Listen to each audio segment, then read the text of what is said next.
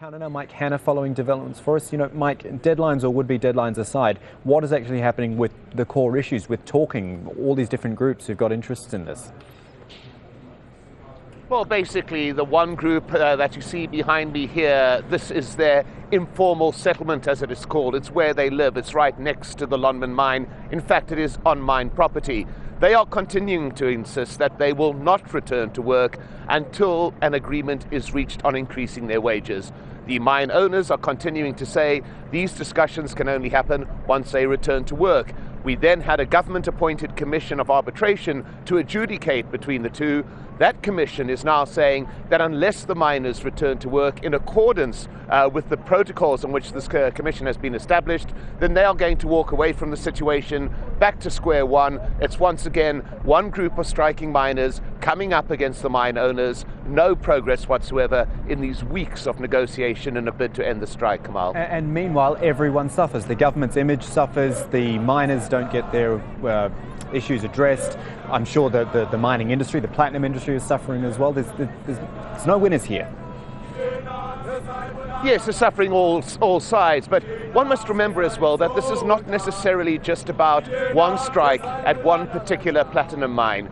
It's actually highlighted the fractures and divisions within the society as a whole. Hence, we have got the criticism of the government. What has been highlighted is people like these miners being paid a very low wage each month, are not being provided with housing by a government that promised to do so, have no basic essential services where they live.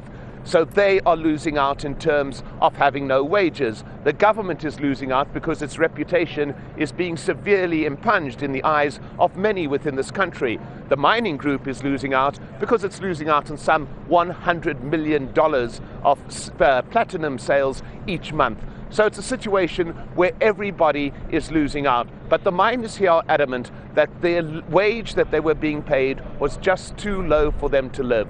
For them, the strike is utterly essential. It's not just about working conditions. It's not just about the kind of life they lead. It's about seeking what they would regard as a basic living wage, which they believe they are entitled to. The mine owners would be arguing that they cannot have any negotiation at the barrel of a gun, as they would put it.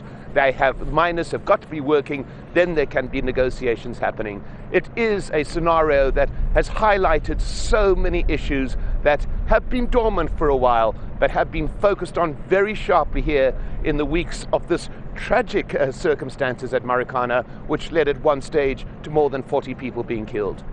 Great analysis from Mike Hanna there at Marikana in South Africa. Thank you, Mike.